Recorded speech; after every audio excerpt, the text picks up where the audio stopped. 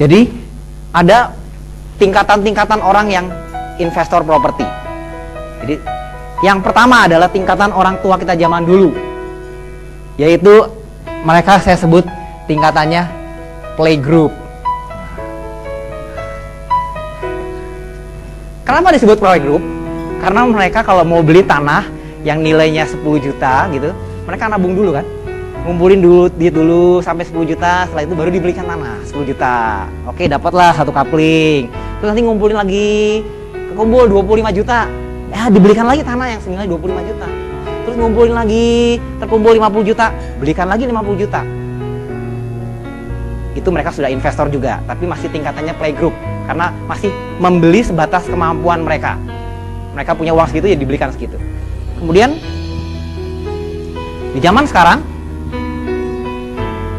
mulai orang-orang tingkatannya SD. SD ini maksudnya gimana? Jadi SD ini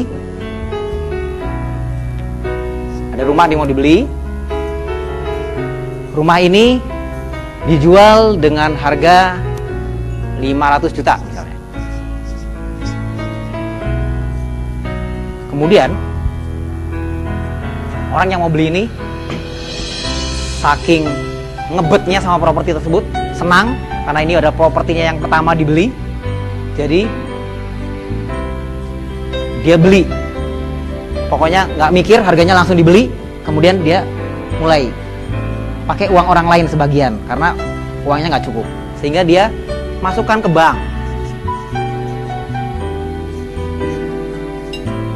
Bank ternyata menilai properti tersebut hanya 400 juta.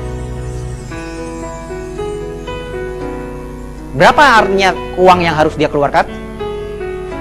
100 juta? Tunggu dulu. Apakah bank akan mengeluarkan 400 juta? Tidak.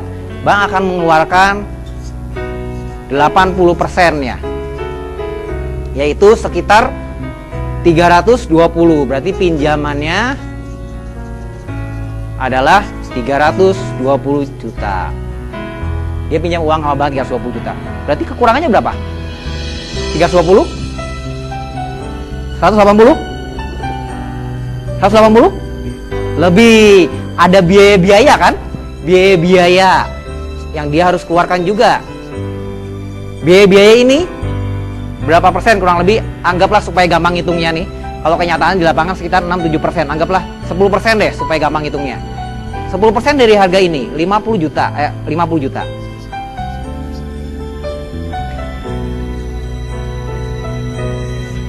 Ditambah DP sendiri tadi berapa? 180 juta ya. Sehingga modal yang harus dia keluarkan untuk membeli sebuah rumah yang harga 500 juta itu kurang lebih sekitar 230 juta.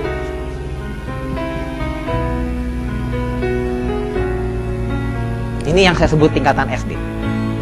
Kenapa demikian terjadi? Karena ini yang saya selalu bilang, dia belinya pakai emosi. Karena itu rumah pertama dan alasan segala macam alasan, dia belinya pakai emosi sehingga dia kemahalan. Makanya saya selalu di buku juga saya menyarankan Anda untuk beli properti tidak boleh pakai emosi. Begitu Anda beli pakai emosi, pasti kemahalan.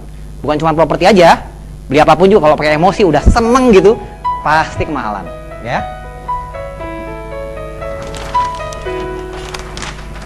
Setelah tingkatan SD, ada tingkatan apa? SMP ya. Tingkatan SMP.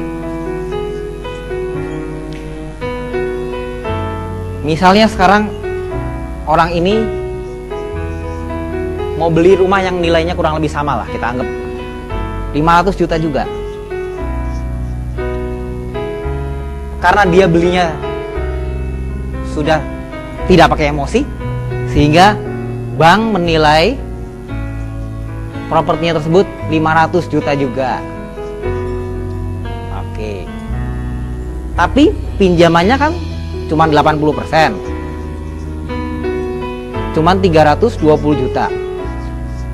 Sehingga masih ada, oh ya, 400 juta. 400 juta. Berarti Anda nggak ngantuk ya? 400 juta berarti ada kekurangan modal sendiri DP 100 juta plus biaya-biaya 10% kurang lebih 50 juta. Betul? Sehingga dia ada keluar modal 150 juta. Lebih pintar daripada yang tingkatan TK. Ya. Kenapa? Karena dia sudah tidak pakai emosi. Kemudian tingkatan selanjutnya adalah yang tingkatan SMA. Yang SMA ini sudah ditambah dia ilmu tentang properti.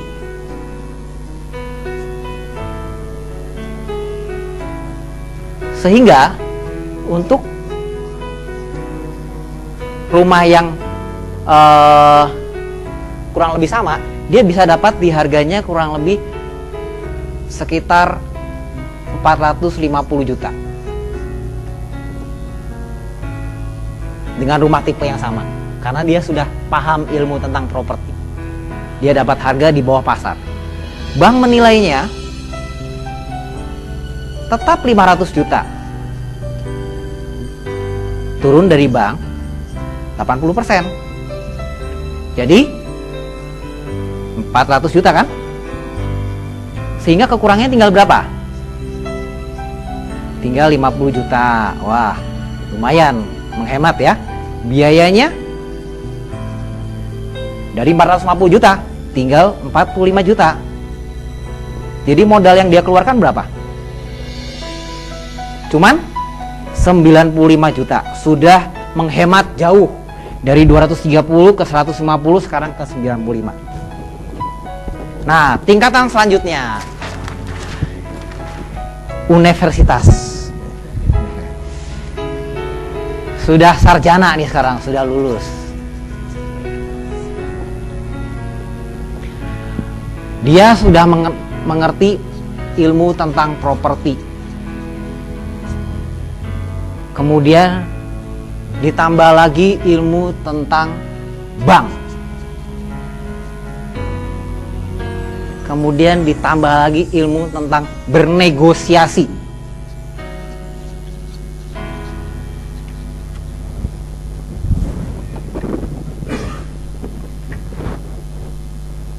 Ya, kenapa Pak? Pak Gunawan?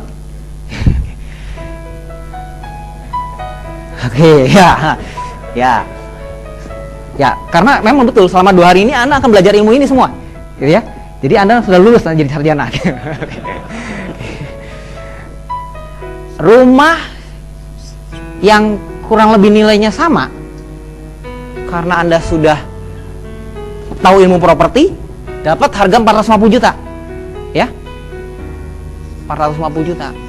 Kemudian Anda negosiasi, sehingga terjadilah transaksi di harga 375.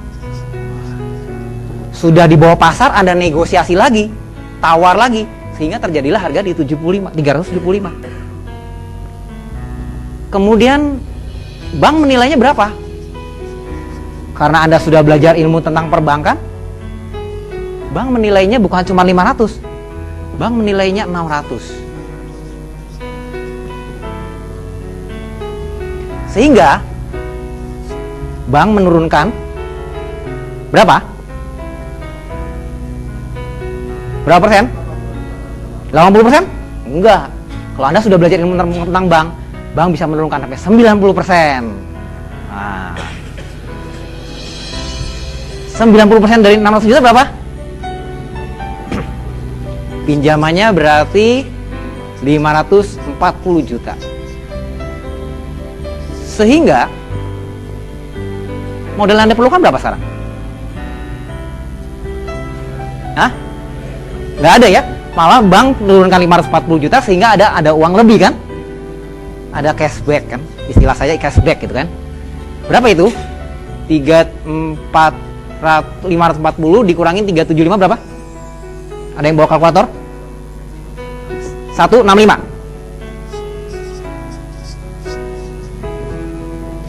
Biaya-biaya, dikurangin biaya-biaya. 10% dari 375. Anggaplah 38 ya. Berapa itu?